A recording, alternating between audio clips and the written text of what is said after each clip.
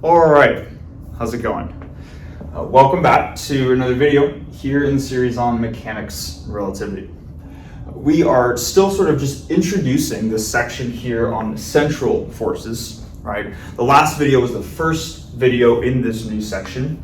And what we did in the last video is we started with Newton's second law, and we made one slight little modification to it. And that modification is what we have here on the board. We still have the same left-hand side of the mass of a particle times its acceleration is equal to the negative gradient of a potential. But rather than having the potential depend on a general position vector, x, like in the general case for Newton's second law, it specifically depends on the magnitude of that position vector, right? And another way of saying that is just the potential depends on the radial distance from wherever a particle is located to the origin. And this type of problem, when the potential energy only depends on the radial coordinate, which in turn means the force only depends on the radial coordinate, we now have a central force type problem. And what we were doing in the last video is we were saying, all right, well, how can we sort of use just this simple little tweak going from this input right here being the position vector x to now its magnitude? How does that one slight adjustment allow us to simplify this problem of solving this differential equation to essentially solve the equations of motion for the particle? And what I'd like to do is just to quickly recap the steps that we went through, because kind of the ending point of last video is going to be the starting point of this video. So the first thing that we did is we said that whenever we have a particle, mass m, under the influence of a central force, that we can look at the angular momentum of that particle L, and we saw that the angular momentum of the particle is conserved, meaning that its time derivative goes to 0. And what that tells us, right, is that if we were to draw an angular momentum vector, this arrow is supposed to be our angular momentum vector, what that means for the particle is that it is going to be constrained to moving in the plane that is perpendicular to this vector L right here. So maybe I'll draw it slightly more centrally, but it doesn't matter, right?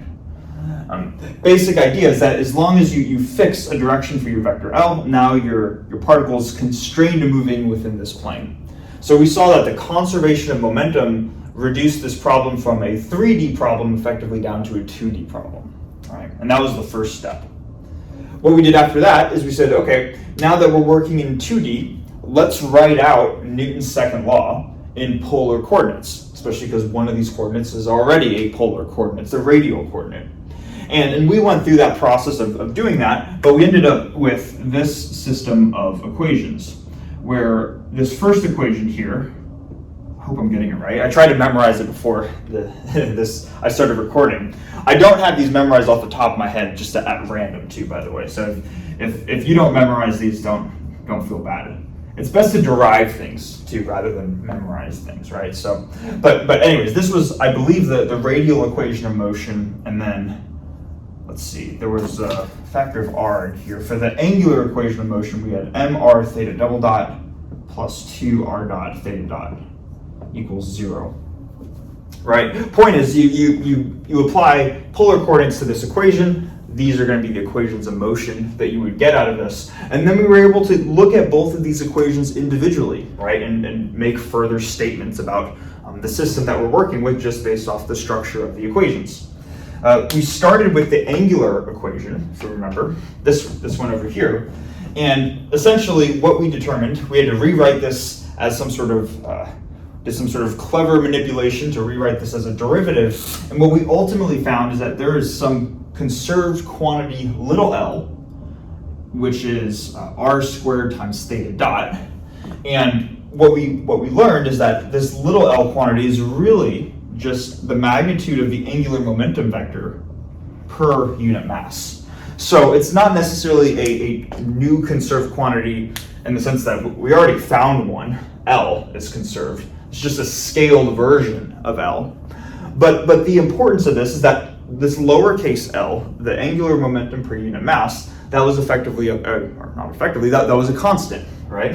And because it was a constant, we were able to rewrite this radial equation over here to where we ended up getting, well, I should say we were able to end up rewriting this term right here, this r theta dot squared. We just replaced theta dot squared with, it would have been L over r squared quantity squared. When we did that, we ended up with essentially a nice looking equation that kind of resembled a one-dimensional version of Newton's second law. We had mr double dot equals negative dv dr, but then we had this additional extra term that depended on both the particle's mass and then its angular momentum per unit mass divided by r cubed, right? And what we ended up doing as kind of a final step is we said, let's combine both of these terms right here into just what we called VEFF, an effective potential. So V effective, dr, where we define the effective potential as just the regular potential, V of r, plus ml squared over 2r squared, right? So these are kind of the steps that we took in the previous video. Now, admittedly, as we're kind of summarizing just what we did, right, there's a lot of sort of mathematical manipulations, and that was kind of sort of the main amount of work that we were doing in the video. We were kind of just manipulating equations to help sort of reduce our starting vector differential equation down to a differential equation, just write m to r double dot here, down to a differential equation that looks just like Newton's second law, but only depends on a single variable. So this is now effectively a one-dimensional problem as opposed to a three-dimensional problem, right? So hopefully all of that makes sense and sounds at least somewhat familiar. What we're going to be doing in this video is we're going to say, let's take this one-dimensional problem right here, where this is effective potential. Let's take that as our starting point, but actually spend some time trying to conceptually understand what the different components to this equation are, to this differential equation. What do they conceptually represent? Because we can do the mathematical manipulations, right? But how can we sort of physically interpret the quantities? Will be our first goal. And then we're also going to be essentially analyzing this effective potential through techniques that we've talked about in previous sections where we've defined forces in terms of potentials. Okay. So I'm looking forward to this. I think this is going to start to make sort of some of the conceptual dots sort of start to connect if they haven't already. And yeah, so what I'm going to do is I'm going to start by just erasing the board, and we're going to, as a first step at least, spend just a little bit of time understanding this additional ml squared over 2r squared term. We sort of saw how it came out of the derivation, right? But how can we conceptually understand what it is? That'll be our first step.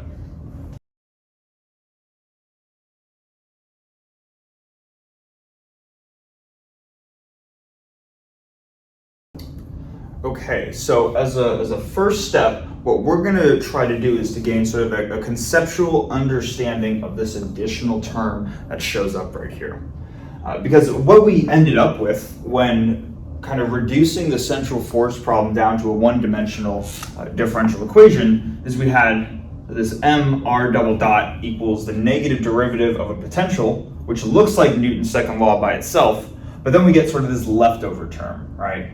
And we saw how to derive it, we saw where this came from, but how can we understand it, right?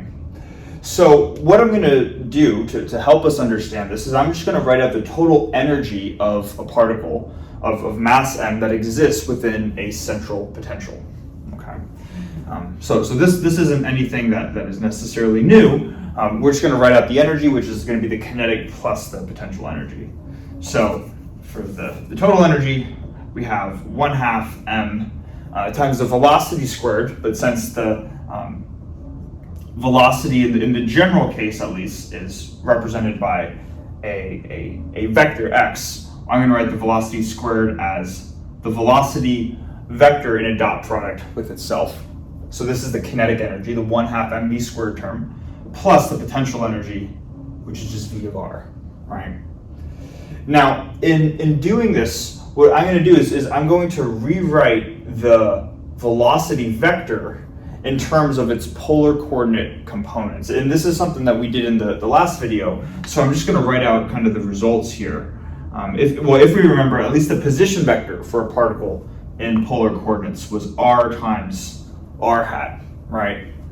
And then for the velocity vector, that just comes from differentiating the position vector. But remember, both terms in here were dependent on times, so we needed to apply product rule. And when we did that, we got r dot r hat plus r theta dot theta hat, right? So this is what we got for the velocity vector. And then if we were to take the velocity vector and a dot product with itself, we would just be dotting this with itself, right? So we'd have r dot r hat plus r theta dot theta hat. And then applying the dot product gives us two terms. First is when we take r hat dotted with r hat, which gives us r dot squared, right? And then the second term that we'd get out of this is when we have theta hat and a dot product with theta hat, which gives us plus r squared theta dot squared, right? So this is what you get when you take the velocity of the particle squared. I'm just going to plug this result back in for here now, right? So I just put parentheses on it. So I'm going to plug it in for the thing in parentheses. So now we have that the energy of the particle is 1/2 m, and then instead of this, we're going to have r dot squared plus r squared theta dot squared plus the potential energy of the system, okay? So just rewriting the velocity squared is all we've done so far.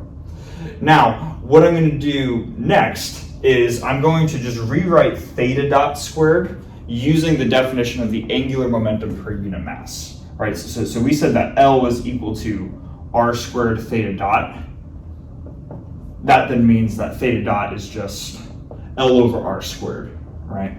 So if we replace theta dot squared with L over r squared, quantity squared, right, because theta dot is squared, we're going to get L squared over r to the fourth.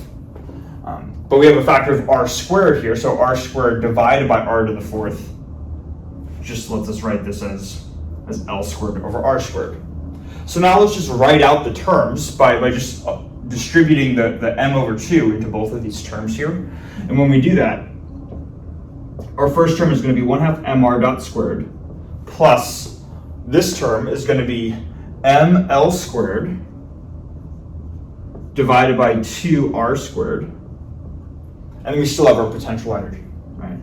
Plus V of R. And now notice that these two terms right here that's how we define the effective potential. Okay, we defined it as the original potential energy plus this additional term. So it seems like just by doing this, just by doing this, it might seem like, okay, before we were working with differential equations, now we're just writing out the energy of a particle, and we're still seeing that when we apply polar coordinates, this thing comes out of it. We see how it gets derived.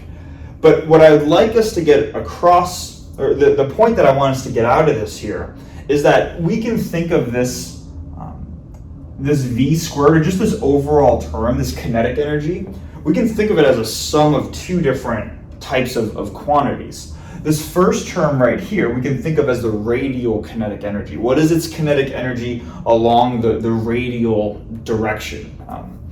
Whereas the second term right here, we saw that it came from the kinetic energy.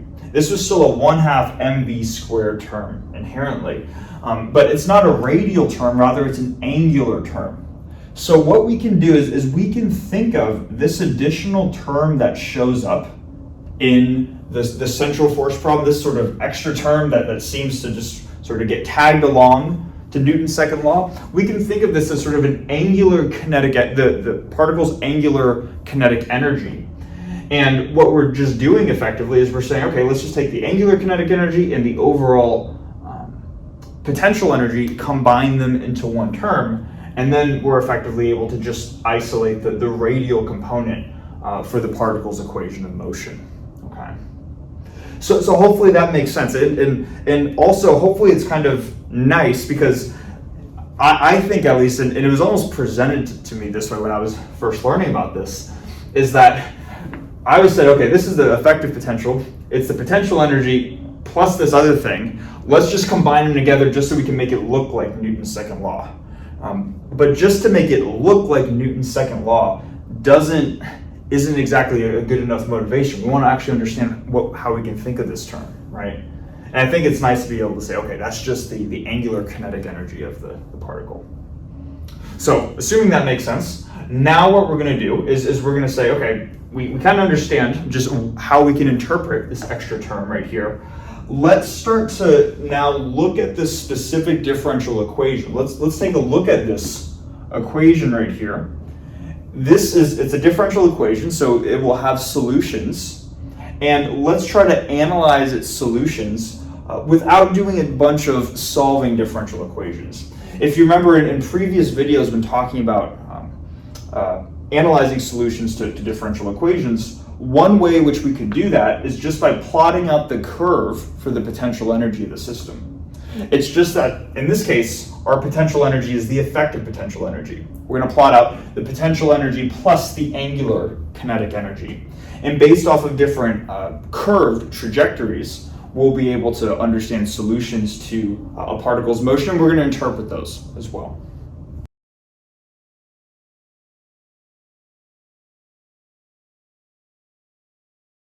Okay, so what we have here is sort of a blank curve or a blank graph for the effective potential as a function of r, right? Now at this point, what we're going to be doing is sort of just plotting out different types of curves for the effective potential. But I think before we do that, one sort of important thing to keep in mind with all of this is that we haven't really addressed so far, or at least explicitly, is what is an example of a central force, right? We've defined a central force sort of in a mathematical sense. It's a force that we can think of in terms of a potential which only depends on the radial coordinate. But what are physical examples of this so that we can sort of try to conceptualize things when we think of the term central force rather than just some mathematical quantity? And so let's just spend a little bit of time going through some examples. The first example, at least probably one of the most common examples I can think of, is the gravitational force. It's kind of nice that one of the most common forces that we experience in everyday life is itself a central force. So the gravitational force. The gravitational force itself, it's an example of an inverse square law, right, where we said that the force between two massive particles is going to be g mm over r squared, pointing in the r hat direction. And then, let's see, there should also be a negative sign here too, right, because this is an attractive force. Forces want to, or particles want to come together under gravity. This is also defined in terms of a potential energy term, V of r, which we could say is negative g mm over r, right? So we still see that with the gravitational force, it can be thought of in terms of a potential which only depends on the radial coordinate, right? Now, another common example is the electrostatic force. And this is kind of one of the things that we were trying to emphasize when we made a video about the electrostatic force. Or at least I should say about the electromagnetic force in general, but it includes the electrostatic force, is that from a mathematical perspective, the electrostatic force structure-wise looks quite similar to the gravitational force. We can describe the electrostatic force between two charged particles as being the charge on the first particle, Q1, times the charge on the second particle, divided by a set of constants, 4 pi epsilon naught. And it is also an inverse square law, right, pointing in the radial direction. So this is an example of another central force. It can be defined in terms of a potential energy term, which would just be Q1, Q2 over 4 pi epsilon naught r, like this. Okay. So I wanted to include these examples because I think this can be useful for interpreting forces. And this also speaks to why we're spending an entire section talking about these things, right? Some of the most common examples of forces that we see in everyday life are, in fact, central forces. So what I'd like to do here is, because keep in mind, our goal here is to make plots of the effective potential. What I'd like to do is just to say, how can we categorize both of these potential energy terms into just a general type of potential energy? Because both of these quantities have a bunch of constants in them, but the mathematical dependence, really the R dependence in both of these, is that they're related by 1 over R, right? So what I'm going to do is I'm just going to say, let's consider a general type of potential energy term, and I'll do this I'll do it right here. Indecisive. that the potential energy is going to be some constant. I'll include a minus sign just because with the gravitational force there's a minus sign. There could be a minus sign as long as our charges are opposite. You have a positive and a negative charge, so they want to come together. So we're going to have a minus sign times a constant divided by R. If you set that constant to be gmm, this becomes a gravitational potential energy. If you set it to be negative Q1, Q2 over 4 pi epsilon naught, this becomes the electrostatic potential energy. All right. And so this is going to be the form of the potential energy that we're going to look at. And from this potential energy term, we can define the effective potential energy. So let's do that now. It's just a matter of plugging in minus K over R into here. So the curve that we're going to plot out in the beginning here is going to be the potential energy, this minus K over R term, plus the angular kinetic energy of the particle, which is going to be ml squared over 2 r squared. 2 r squared, like that. Okay. I'm going to erase this to make it not look like they're the same thing, right? So our effective potential energy is minus K over R plus, what is it, ml squared over 2r squared. So let's plot this and then just start to be able to analyze particles at different points in this effective potential energy.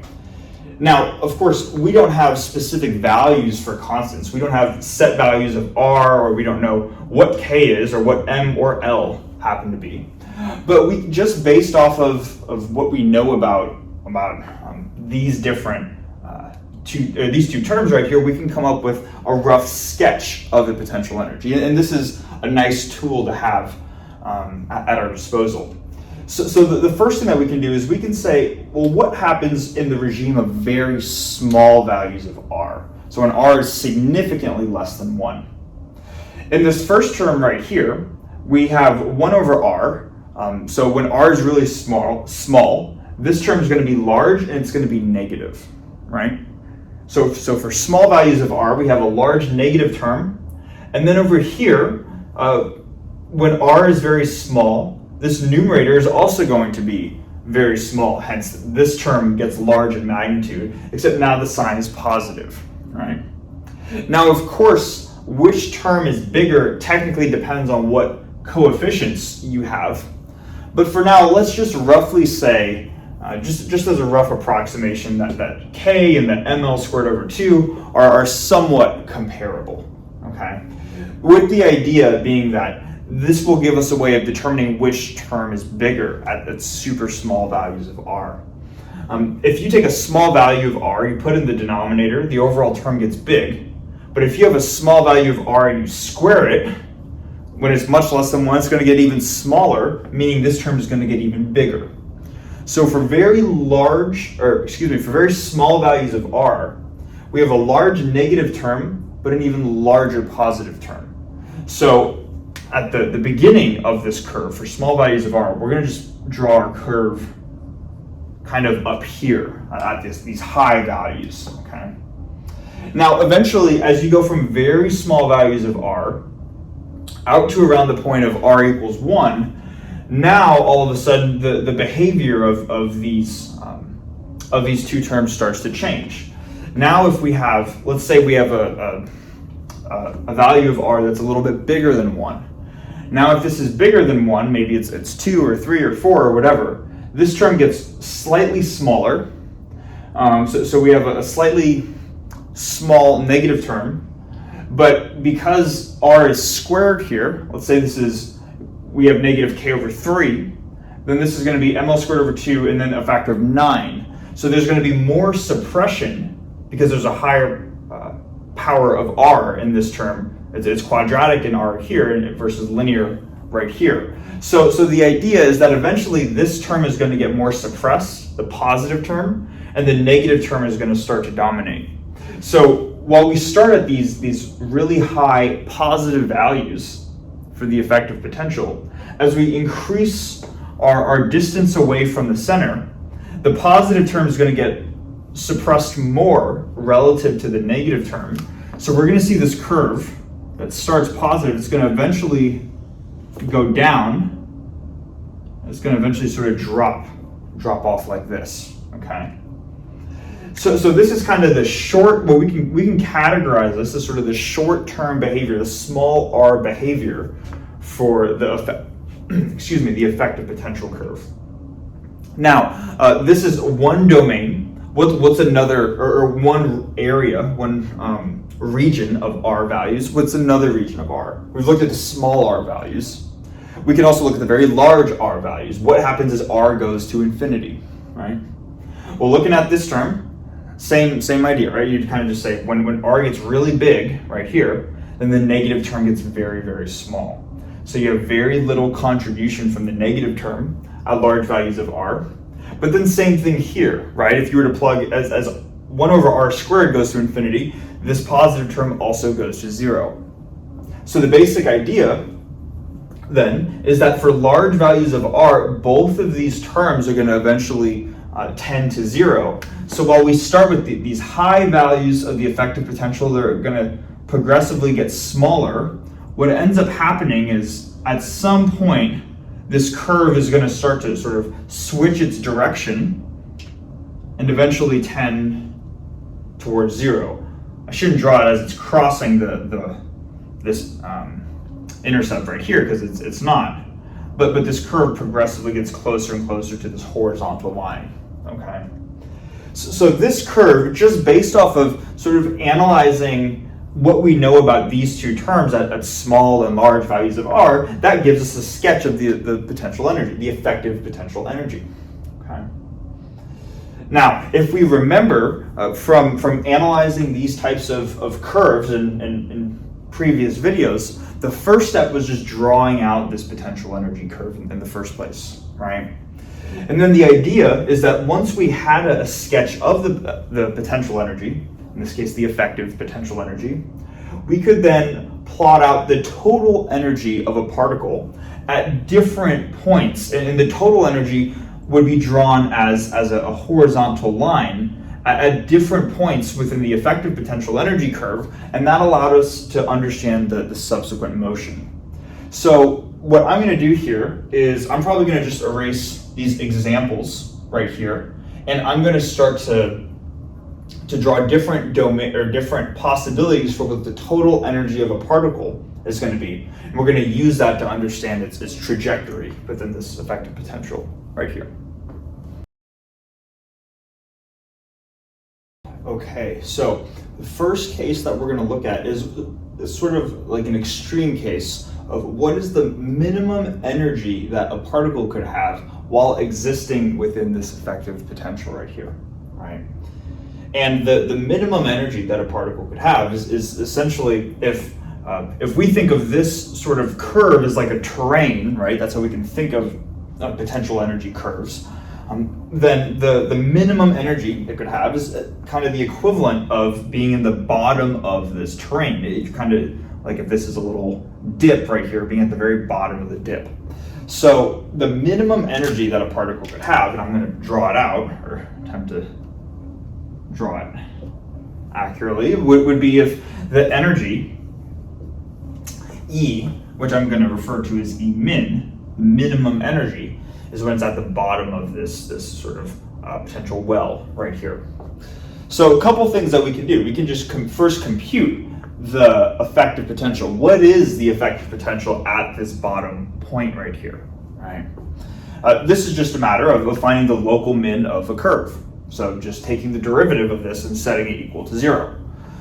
A lot of what we'll see in physics courses, as I'm writing this out here, the derivative of the effective potential energy, a lot of what we'll see in physics courses is that the math isn't necessarily new, but the knowledge comes, and kind of the new thing that we're learning is saying, how do we apply the math to a physical scenario, right? So we know how to take the derivative of this and set it to 0. We're going to have, let's see, I say that and then I'm trying to do it on the spot. So this is going to be k over r squared, right? K over r, because -1, right? K over r squared. And then this term is going to become, let's see, r to the -2. So minus ml squared over r cubed, right? It's the derivative of the effective potential energy, and that's going to go to 0. And that should make sense too, right? If this is the gravitational force or the electrostatic force, we should have an inverse square law right here. And then this is the familiar leftover term that we saw earlier. So this is the derivative of the effective potential. We set it to 0 and then just solve for the value of r that makes this equation true. I'm going to call this r naught too. There's a specific value of r such that this equation goes to 0. And we can multiply both sides of this equation here by r cubed.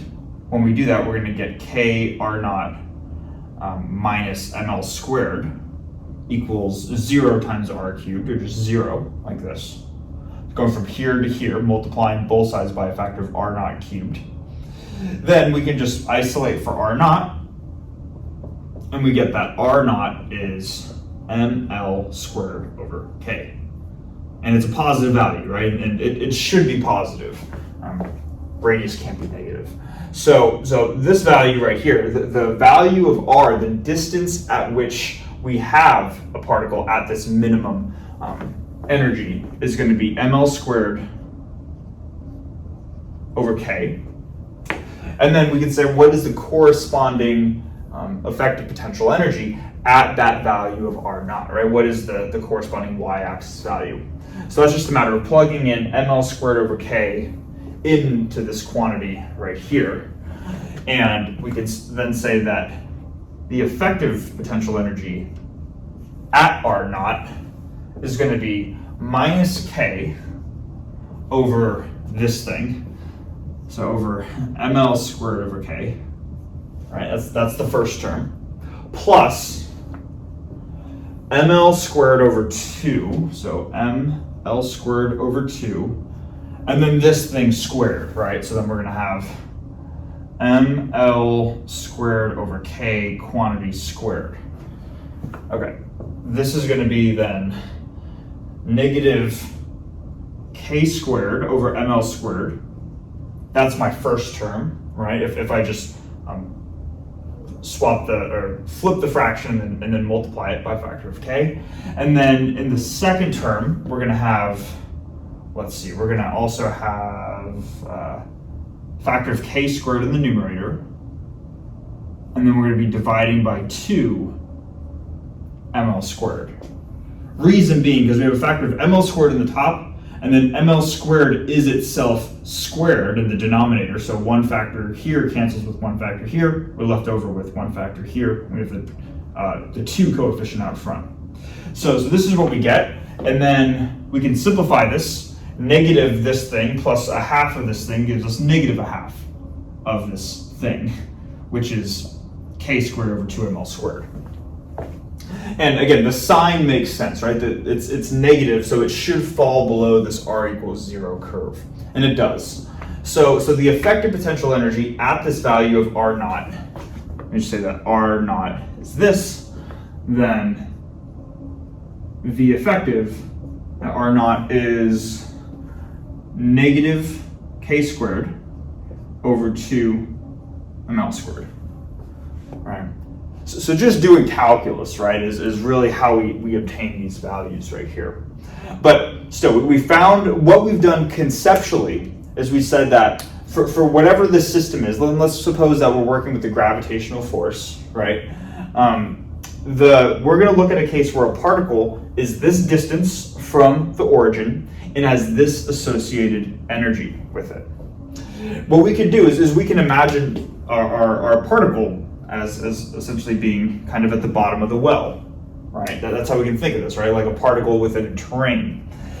Now, if we have a particle at the very bottom of a well, right, the particle's not going to move. It's not going to go up the well if this is just the total energy that it's provided. If it's at the bottom, it's just going to sit there forever. So in the case where the energy of our particle is at its min value, and now we've calculated that min value, we said that's negative k squared over 2ml squared, then that particle is just going to remain at a constant radius for all time, a constant distance from the center. So what we can think of then is that corresponds to a type of motion for a particle in this effective potential. If we have let's just draw this out real quick. What I'm going to do now is I'm going to draw, this is an actual origin, and then maybe this is our particle right here. That's a distance r naught from the center. According to this curve right here, it should remain at this distance, r naught, for all time because we're at the bottom of the well. So if this is our particle, this is the actual origin, it should remain at this distance for all time. So based off that information, it might seem like the particle is just standing still, right? Because you can't go forward, you can't go towards the origin, you can't go away from the origin. It might seem like we're standing still right here. That's just the motion of this particle. That seems kind of odd, right? If what does that mean that a particle is just standing still? And it turns out that the particle is not actually standing still. The way that we can understand why it's not standing still is because this effective potential curve, it corresponds to both the potential energy plus the angular kinetic energy. And we even see that in the minimum energy value, it contains a factor of L, the angular momentum per unit mass. So what that tells us is that even if this particle is not changing its radial distance from the center, it still has an associated angular energy, or it has an angular energy associated with it, an angular kinetic energy. So then we start thinking, okay, we have a particle, it remains at a constant distance, but it has an angular kinetic energy, so it's still moving in the angular direction. And then we just ask ourselves, what is the trajectory of a particle that has an angular momentum but doesn't change its radius? And I tried to draw a circle. That's supposed to be a circle, okay? It turns out that when you have a particle that's at the local min of an effective potential energy curve, that corresponds to a particle that moves in a circle around the origin. Another way of saying this is that when you have a particle here, that corresponds to a physical particle, this particle right here, distance r naught, that is in a circular orbit around the center. And this gets to the title of the video. This is why we're looking at orbiting particles in orbit. Even though it's somewhat, we had to do a little bit of hand waving, just saying that, well, not a ton, I guess, right? Because the radial distance doesn't change, but it's still moving. It has an angular energy associated with it. From that, we're able to determine that it orbits in a circle around the origin here. What we're starting to see, and what we're going to see in this video and then the next couple as well, is we're going to realize that when we're talking about central forces, or the central force problem, that often talks about orbital mechanics, things orbiting around each other. And this is why I wanted to emphasize that let's think of our central force as the gravitational force. And we can then think of a particle here like a planet orbiting around the sun, or our sun, our host star, the sun, orbiting around a galaxy. This leads into understanding orbital motion. motion. And that's really what we're going to be diving into in this section right here. We're just starting to see it in this idealized case where a particle's at the minimum value. Now, what we can do also is maybe the particle's not at the minimum potential energy. I'm going to just, I guess, erase this, and I can talk about this because this is going to be somewhat quick, I guess.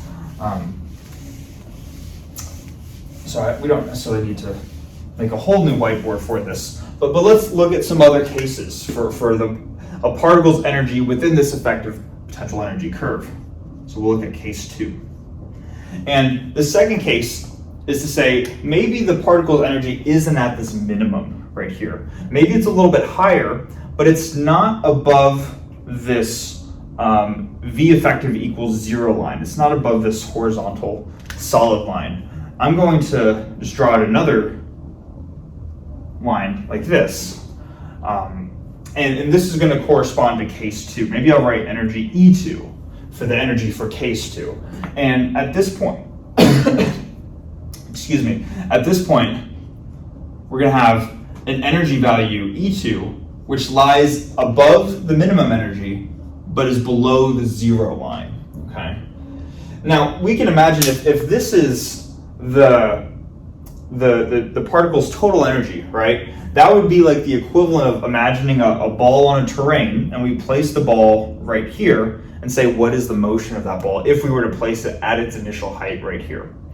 Well, we've learned that that ball is just going to kind of oscillate back and forth, but at the maximum height that ball could reach, that this little particle guy right here could reach, if it starts right here, is to kind of go down the ramp and then go back up to the same point where that horizontal line is. So it's going to sort of oscillate back and forth within this potential well right here.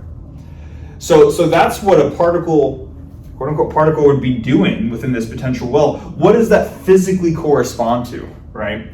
After all, we said that if this little ball was at the bottom of the well, that corresponded physically to a particle that is in a circular orbit. Here, if we have a ball that's kind of oscillating in this little dip right here, what that corresponds to is that this a particle who is changing its effective potential energy as it moves from a small radii right here to a small radius right here to a large radius. So this is what we're going to see a little bit more explicitly in some of the later videos. When we have this case right here, this is going to be a particle that is in an orbit, but now the radius is not fixed. It's not just staying here. It's going to the left to smaller radii, and then it's going to the right at larger radii. So this case 2 right here would correspond to if we have our origin, maybe, and we have our particle that's out here, this particle might be moving in what we would call an ellipse. That looks like a sideways potato, but this is supposed to be an ellipse type motion. And when it's at its maximum, when this particle right here in this elliptical orbit is at its maximum value from the center, its largest distance, right? That would correspond to right here on the effective potential energy curve at its largest value of R. This is going to be its energy. Then as this particle begins to orbit, it's going to get to around this point. Or I guess this is here. Let's make the origin centered. It's orbiting around the origin, right? So maybe at this point right here, it's at its closest distance to the center. So it's going from here, it's progressively orbiting, it gets to here. At this distance from the center, that's when the particle's at this point in the effective potential energy curve, right? It's kind of just oscillating back and forth here, corresponds to an elliptical orbit. Okay. Now this case is a little more. I have to kind of just describe that this motion corresponds to an elliptical orbit. We're going to see this more explicitly in the later videos, but this first case, just by sort of sketching out this effective potential energy curve and then just drawing out different lines for the energy, we can already get a glimpse into the orbital mechanics of particles. And we're kind of just seeing like a first instance of this, right? So that's case 2. Now, finally, in case 3 here, let's almost say, well, what's left over, right? Now the energy of the particle isn't at its local min. It's not going to be bound within this potential little dip right here. The last case to consider is when the energy of the particle, which I'll call E3, E1, E2, E3, is greater than 0. So now this horizontal dashed line is going to be above the V effective equals 0 line right here. Call this E3. What does this correspond to, right?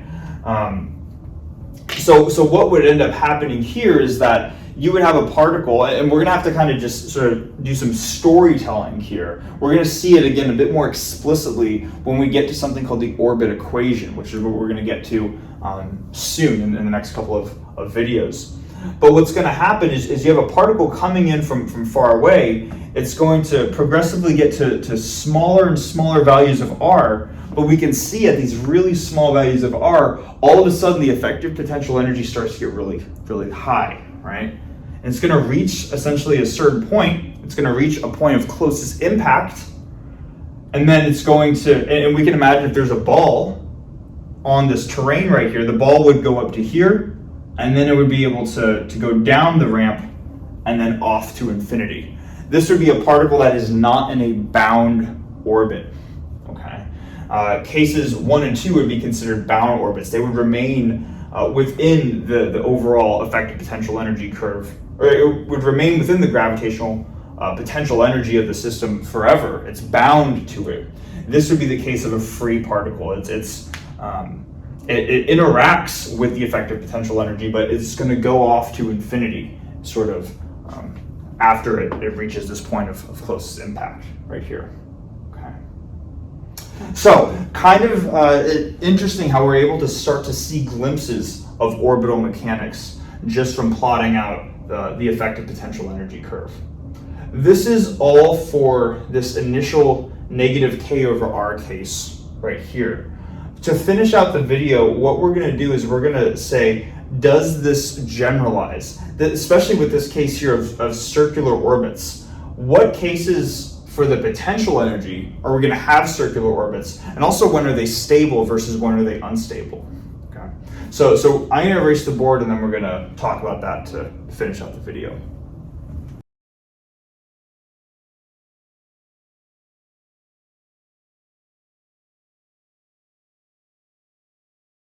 Okay, so what we were just doing revolved around a specific type of potential energy term. It is a 1 over r potential that corresponded to an inverse square law, such as the gravitational force or the electrostatic force, right? And we saw how that corresponded to orbital motion of a particle and how you would get different types of orbital trajectories depending on the total energy of a particle. But something that kind of is more general, beyond just the 1 over r case that we were looking at before, is to say, regardless of what type of potential energy term you have, you can still ask the question, when does that particle have a circular orbit? It's kind of the first part. And then also, when is that circular orbit a stable circular orbit? Okay. So there are 2 parts to this. We're going to answer both of them. And to do this here, I'm just going to kind of re-sketch our template for the effective potential energy plot. So VF effective of R versus R. And just as a reminder, again, the effective potential energy is just going to be the original potential energy plus the angular kinetic energy, right? ml squared over 2r squared. Right. Now, what I'm going to do is rather than draw kind of that specific curve that we drew in the previous whiteboard, I'm just going to draw some sort of general effective potential energy. Something maybe like that. I don't know. All right. Point is, it has sort of dips and peaks and all sorts of things. It's some general curve, but we can still ask the question based off of an arbitrary curve to say, when does a particle have a circular orbit? Now, thinking back to the previous whiteboard, though, we're going to use kind of that intuition there. If we thought of this as a terrain, then we were first asking ourselves, well, where are kind of the fixed points? Where are the local mins and local maxes of that terrain? In the case of the previous sketch, there's only one local min, but in general, we're going to have both local mins, like here, here, here, and we're going to have local maxes, like here, here, and here, right? And the idea is that if this is a terrain and there's a ball on the terrain, whether it's here, here, or here, it doesn't matter, right? If you're at any of these local extremal points, then as long as that ball is stationary, it's not going to move from the local max or the local min, right? And what that corresponds to is a particle, physically, is a particle that exists at a certain radius, but because this is a plot of the effective potential energy, not only does the radius not change, but it also has an associated angular kinetic energy. So to answer the general question, when do we have circular orbits? Let's just write, we have circular orbits. We have circular orbits at some value of r. We called it r naught in the last whiteboards, so we can use the same notation. Some value of r, but generally whenever we are at either a local max, a local min, or a saddle point. And in general, we would say that when we have the derivative of the effective potential energy is evaluated at that point, right? So hopefully that makes sense. Now what we can do is we can say we have circular orbits at r naught. Well, yeah, we have circular orbits at r equals r naught when this is true. So when the derivative of the effective potential energy that evaluated at r naught goes to 0, right? Yeah. So this would be the answer to when in general do we have a circular orbit. What we can do too is we can just compute this for a general v of r, right? So we can write out. Well, let's actually do this. Let's compute the derivative of this. So v prime effective as a function of r is going to be the derivative of the potential energy as a function of r. And then we need to differentiate this term, so minus ml squared over r cubed. The idea then, you take the derivative, you set it to 0, and you set it to 0 at a specific value of r, which is r naught. So this term minus this term is equal to 0. You could add this term over to the other side, and then you get that the derivative evaluated at r naught is equal to ml squared over r naught cubed. So the idea here is that this condition that we wrote can be, which is a condition defined in terms of the effective potential energy, that can be re-expressed as the same condition defined in terms of just the general potential energy. So that way, if you're working in a problem and you're given a potential energy, because that's what you're usually given, right? You're usually given a potential energy, not an effective potential energy. If this condition right here is satisfied, then you know that particle exists in a circular orbit without doing anything with some sort of effective potential energy or not, okay? So hopefully that makes sense. This is the general condition for when we have a circular orbit. Now, the next part of it is to say, not only when do we have a circular orbit, when is that circular orbit stable?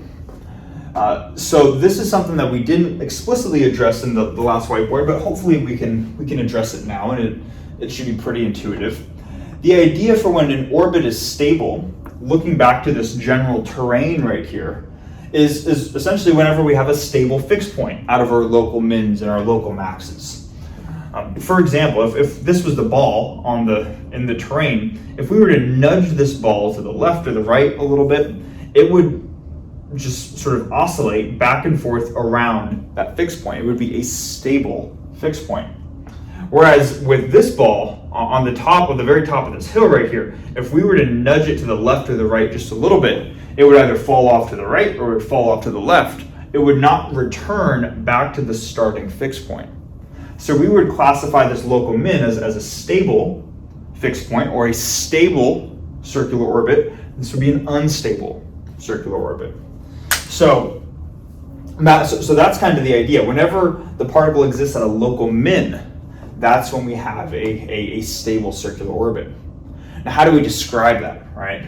Well, the way that we mathematically describe that is that we can look at the concavity of this function, the effective potential. And when we have a positive concavity, that is when our orbit is stable. The way that we describe the concavity is the second derivative of this curve, evaluated at R naught. And if the concavity is positive, then this quantity is greater than 0. So what we can then do is we can write out, so this would be the condition for a stable circular orbit when the second derivative evaluated at some value of R naught is greater than 0. What value of R naught? The same value of R naught that caused the first derivative to go to 0, right? So let's go about doing that now. Let's compute the second derivative of the effective potential right here. So I think I just erased it, but we already computed the first derivative of V effective. That's going to be V prime of R minus ML squared over R cubed, right? The second derivative of the effective potential is just going to be the second derivative of V of R, and then the derivative of this term. So we're going to have, it's going to be minus 3, so this is going to become a plus sign. We're going to have 3ml squared over R to the fourth, right? And what we can do with this term, let me write it over here. This 3ml squared over R to the fourth term, that comes from differentiating minus ml squared over R cubed. So we have 3ml squared over R to the fourth. We can just kind of split this up into a product of two things, specifically into 3 over R times ml squared over R cubed, like that. And the reason I do that is because ml squared over R cubed that's what we have on the right-hand side right here. So this is the same thing as 3 over R times this thing in parentheses, which we said is just the derivative of the potential energy.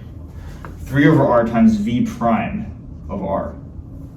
The reason I'm doing this is so for our second condition, we can get something solely expressed in terms of the potential energy. This way, if we're given a potential energy in the problem, we can answer both. When does it have a circular orbit? Here. And when is that circular orbit stable? That's going to be when this effective potential energy, which is the second derivative of the potential, plus 3 over R times the first derivative of the potential, is greater than 0. Okay. So we can answer questions about the orbital properties of a particle just based off of its potential energy without having to go through all of these things with the effective potential energy. It gets derived from the effective potential energy, but notice these box conditions don't have V effective anywhere. It's purely the general potential energy. Okay. So to see how this would get applied, I'm going to erase the board. Probably keep these conditions so we have them at our disposal. And we're just going to go through a simple example of saying let's be given a potential energy and determine when are there circular orbits and when are they stable to finish out the video.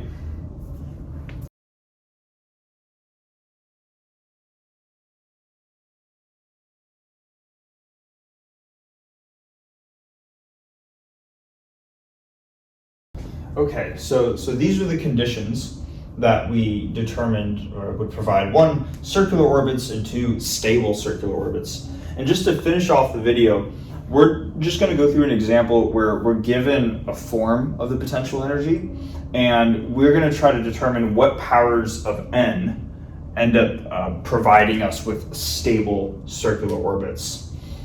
So to do this, because of the work that we did in the previous whiteboard, we're given a potential energy, and we can say, all right, we just apply this condition right here. The second derivative evaluated at some value of R, right? We're not going to worry about what values of R, we're not going to worry about where the circular orbits are located. That's kind of a nice thing about this about this exercise too is you don't even need to know where the circular orbits are located to determine if they're stable or not, right?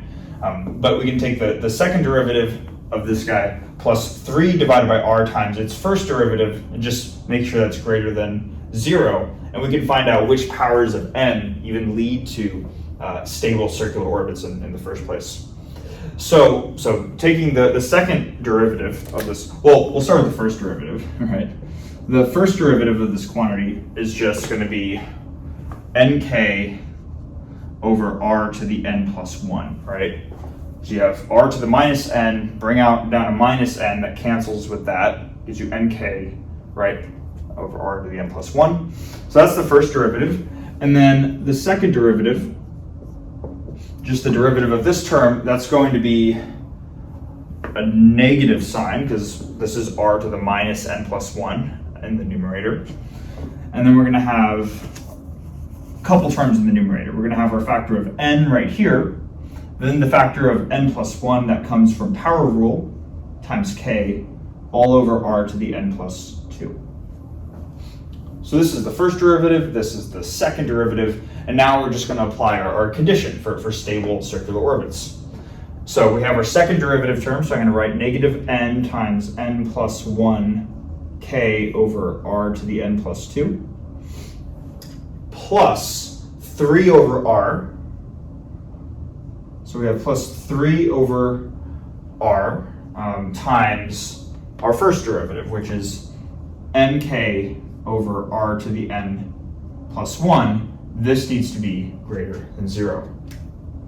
Now we notice that we have a factor of r here, and then r to the n plus 1 here. These can be combined into r to the n plus 2, r to the n, plus 2. All right, so then our fraction becomes 3nk over r to the n plus 2. Now, of course, r to the n plus 2, we can multiply this out to the other side, leaving us with just the terms that are left over. We're going to have negative n times n plus 1 times k plus 3n k is greater than 0. If we multiply r to the n plus 2 over to the other side. I guess we can divide the factor of k over to the other side as well, assuming which is valid, assuming that it's non-zero. So this is what we're left over with, and we're provided already that n needs to be greater than or equal to 1. So let's just go through a couple different cases for small values of n. And I realize we're kind of running out of room here. Let's see. Yeah, let me just erase this curve right here. And we'll start with the case where n is equal to 1. In the case where n is equal to 1, our potential is minus k over r. That's the potential energy curve for the gravitational potential energy as well as the electrostatic potential energy. So when we have n equals 1, we're going to have negative 1 times 1 plus 1, so negative 1 times 2 plus 3. So negative 2 plus 3 is 1, which is greater than 0. So when n equals 1, this quantity right here is going to be greater than 0. Maybe what I'll do, I'll call this quantity just some function of n. F of n I'm going to call negative n times n plus 1 plus 3n. Okay. F of n needs to be greater than 0. And when n equals 1, f of 1 gives us 1, I believe, right? We had negative 2 plus 3, and that's 1 is greater than 0. Yeah. So the n equals 1 case works. That tells us that when we have a negative k over r potential, we are allowed to have stable circular orbits. What about when n equals 2? So when we have n equals 2, f of 2 is just plugging in 2 everywhere where we see n. So we're going to have 2 times 2 plus 1, so 2 times 3, negative 6 plus 3 times 2, so negative 6 plus 6, that's 0. And 0 is not greater than 0. So 0, so this case of n equals 1 passes. This case of n equals 2 fails because f of 2 is not greater than 0, now all of a sudden we don't have stable circular orbits. So it turns out for an inverse square potential, which would be an inverse cube, or 1 over r cubed force, it's actually impossible to have, or we will not have stable circular orbits.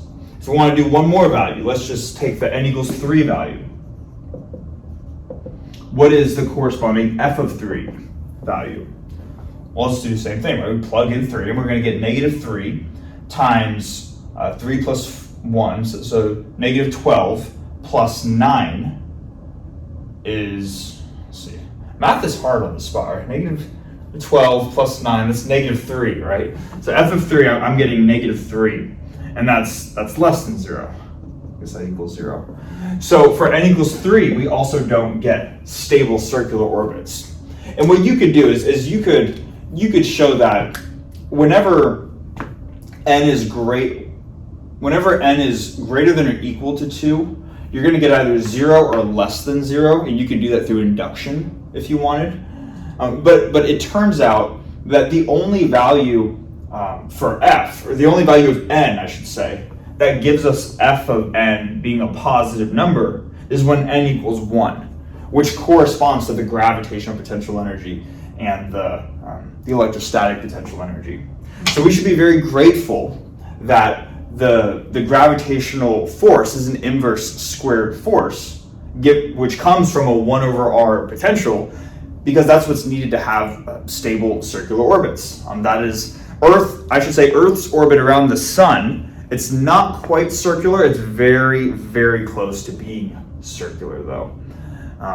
And it just the idea in general that we want to have stable circular orbits if we are a planet orbiting around a star. That is kind of needed for life, right? And we can sort of quickly determine just what type of potential energy would be needed in order to produce that. Right. It's kind of a fun, cool little thing to finish up the video. But yeah, thanks so much for watching. In the next couple videos, we're going to dive into the orbit equation. There's an equation called the orbit equation. And we're going to start to see how orbital mechanics, properties of orbiting particles really arises in kind of a more explicit sense. We're starting to see glimpses of that, and it comes from working with central forces. So yeah, thanks so much for watching, and I'll hopefully see you in the next video.